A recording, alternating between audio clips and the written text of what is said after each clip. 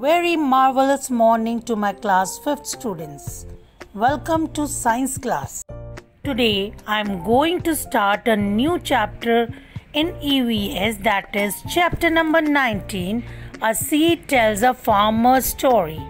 In this chapter we will be reading about different types of seeds, different types of farming techniques and difference between traditional and modern ways of farming. As we know, main occupation of people in India is farming. So let me begin the reading and explanation of the lesson. A seed tells a farmer's story. I am a small seed. I am a small bajra seed. I have stayed in this beautiful wooden box since 1940. I want to tell you my story. This is a long story, but not mine alone. It is also the story of my farmer, Dhamji Bhai, and his family. If I do not tell my story now, it might be too late. I was born in Vangam in Gujarat. That year, there was a good bajra or millet crop. There was a festive mood in the village. Our area was famous for its grain and vegetables. Each year, Dhamji Bhai kept aside some seeds from a good crop. This way, our bajra family went on from one generation to another. Good seeds were stored in dried gourd, which was coated with mud. But that year, Dhamji Bhai himself made a strong wooden box to store us. He put in neem leaves to protect us from insects. He put different seeds in different compartments of the box. That was our beautiful home. In those days, Dhamji Bhai and his cousins lived together. It was a large family. Everyone in the village helped each other, even in farming. When the crop was ready and harvested, everyone celebrated together. Oh, those wonderful days with big feast and lots to eat. In winter, it would be time to enjoy the undia, a kind of stew. All the vegetables were put into a clay pot along with fresh spices. The pot was sealed and kept between hot coals. The vegetables cooked slowly in the special cooker on the fields. Now, explanation of page number 174 stanzas. So, bajra seed is sharing its story. Bajra or millet seed was stayed in a beautiful box since 1940. It is also telling you the story about its farmer, that is Dhamji Bhai, and his family. It was born in Vangam in Gujarat. That year, the crop was good, so everybody was in a festive mood. The area was famous for grains and vegetables. Dhamji Bhai was in a habit of keeping few seeds aside. So the seed family went on from one generation to another generation. There was a unique method of storing such good seeds.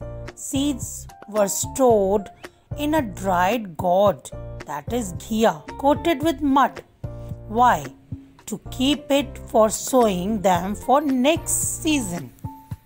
Dhamji Bhai made a strong wooden box to store the seeds. The box had different compartments to put different varieties of seeds. Neem leaves were put to protect them from insects so that the seeds could not get harmed by insects. Dhamji Bhai and his cousins was a large family who used to live together. They all were farmers. Everyone helped each other, even in farming. After harvesting, they all used to enjoy it together. In winters, they all used to sit together and enjoy undia, which is a kind of stew. Stew means mixed vegetable cooked slowly in a closed dish. All the vegetables were put into a clay pot along with fresh spices. The pot was sealed and kept between hot coals. Oh, I forgot. The pot was placed upside down. That is why the dish was called undia or upside down in Gujarati. Undia would be eaten with bajra rotis, freshly cooked on the chula. Oh, what an earthy delicious flavor! Along with that, homemade butter, curd and buttermilk was served.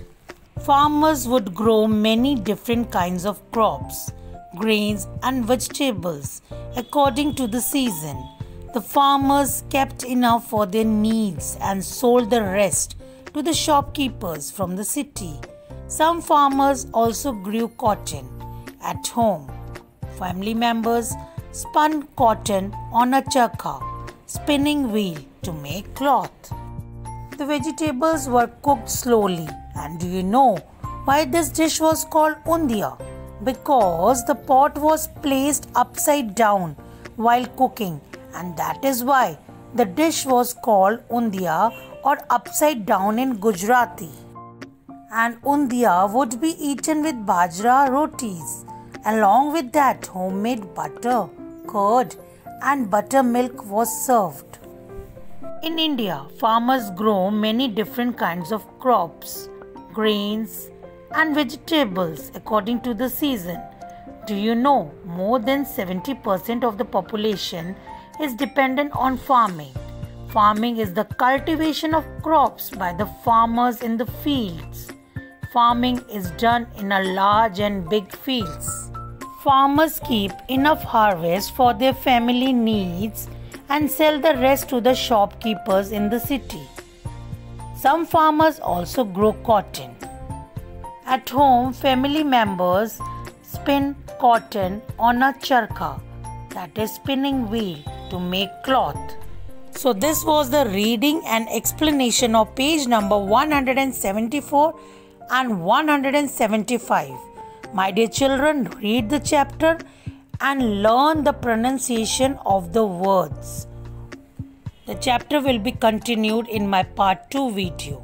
Now I will explain you the exercises of chapter number 19, A Seed Tells a Farmer's Story. That is, match the following and fill in the blanks. Match the following. Number 1, manure. Manure is a natural fertilizer. Number 2, farmers. Farmers grow crops. Number 3, undia. Undia is a kind of stew. Stew is a dish of vegetables which is cooked slowly. Roti. Roti is made from wheat flour.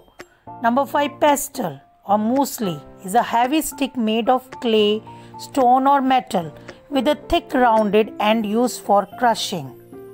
Number 6, earthworms. Earthworms is a soil's best friend as it makes tunnels so that soil gets water and air easily. Number 7, storing the seeds is a traditional method. Fill in the blanks. Dash are used to protect the seeds from insects, that is neem leaves. It is useful for protecting the seeds from insects. Number 2, the dash are called the best friends of the soil. Earthworms are called the best friends of the soil. Number 3, electric motors. Electric motors are used to pump water for irrigation. Number 4, tractors are used to plow the fields nowadays instead of bullocks. Before, the farmers were using bullocks to plow the fields. Now it is replaced by tractors. Some farmers still uses bullocks for plowing the fields as it is the traditional method of farming. But now the farmer uses tractors as it is the modern method of farming. Number 5, undia. Undia means upside down. Number 6, a dash brings water from far away. Canal, C-A-N-A-L, canal brings water from far away. So today I did the reading and explanation of page number 174 and 175 and also explained you match the following and fill in the blanks. And this is my part 1 video. Note down the exercises very neatly.